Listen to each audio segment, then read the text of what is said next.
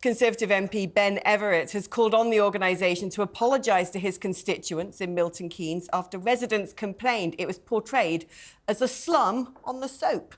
Well, Ben Everitt joins us now.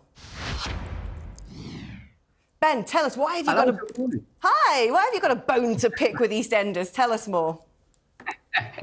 No, I mean, I'll be honest, Alex. It's not the biggest thing I've been working on this week, but it is a great opportunity for me to stand up from Milton Keynes and to mention that, you know, all the good things in Milton Keynes, all the great businesses we've got, miles and miles of canal, miles of shoreline with our wonderful lakes, and of course all our green space, more green space than Hyde Park in Milton Keynes. It's a wonderful city, it's going places, and people are really proud to be there.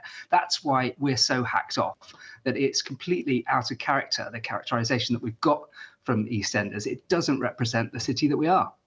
Yeah, I mean, Milton Keynes, a lot of people talk about it, you know, new town, a very different kind of an area, different kind of a city. But I've never heard it described as a slum before. It's nothing like a slum, is it? No, far from it, absolutely. It's a city that's going places. Our economy's growing. We've got some amazing technology-focused businesses. We've had delivery robots buzzing around our streets, delivering groceries to people for the last 5 years. It's genuinely the city of the future. It's got that nice little subculture that you get in these, especially in new towns, new cities like Milton Keynes, where, you know, everything kind of works and it's well designed, and people kind of respect that and buy into it.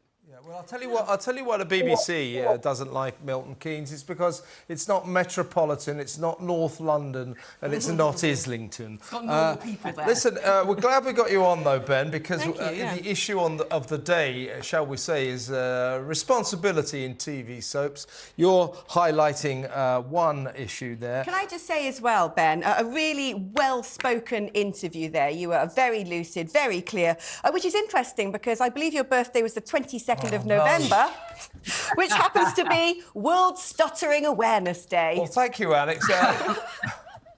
Well, thank you. I've just done a bit of Googling myself, Alex, as well, and I found out it's also National Cranberry Relish Day and National Frothing Day as well. So I'm well catered for in national days. Excuse me, you two, when you finish, can I do a serious interview, please? No, congratulations, Ben. Great World Day you've got there. I've got World AIDS Day, so there you go.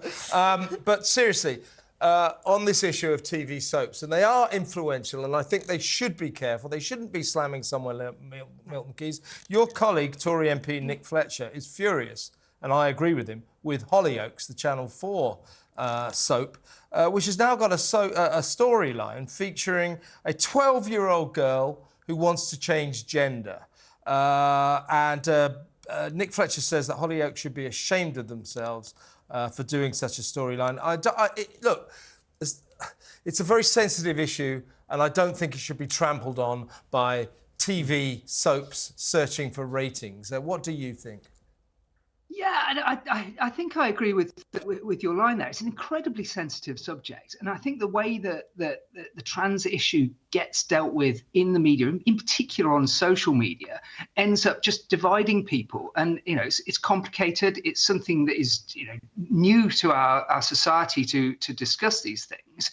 And we have a responsibility as a society to discuss them sensitively, because ultimately, if you just end up polarizing people with people on either extreme shouting at each other, very often who have absolutely nothing to do with the trans issue themselves, you know, they're getting offended on somebody's behalf, then actually it doesn't help the people that need the kind of the love, the support, the understanding, the care that we need. So yeah, we have a responsibility to discuss things in a sensitive manner. Yeah, we're going to play you a clip in just a second, Ben, but just to let you know what Nick Fletcher, your colleague, has said. He's the Don Valley MP, of course. He said in 1994, the London Gender Clinic for Children saw 12 kids.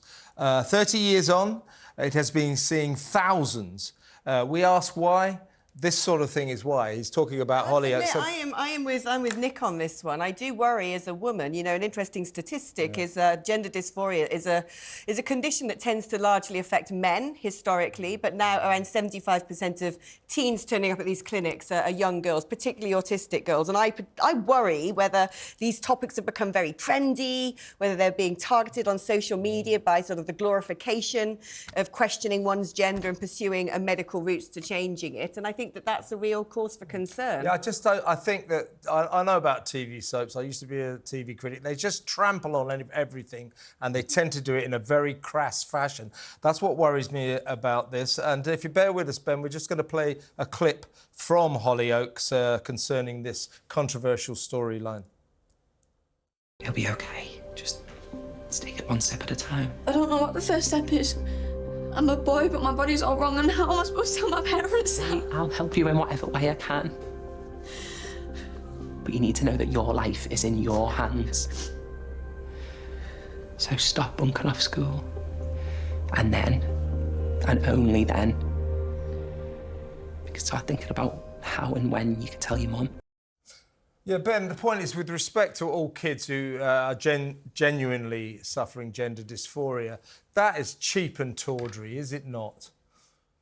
Yeah, and I just don't think it helps those people that need helping. If only we put all the effort that seems to go into having arguments and public debates and dramatisations about this kind of stuff into the support, the medical support, the psychological support in schools and in the public sector, and focus it on the people who genuinely need the help, then we would get along a lot better. But we do just end up arguing from both sides on this, and that helps no one.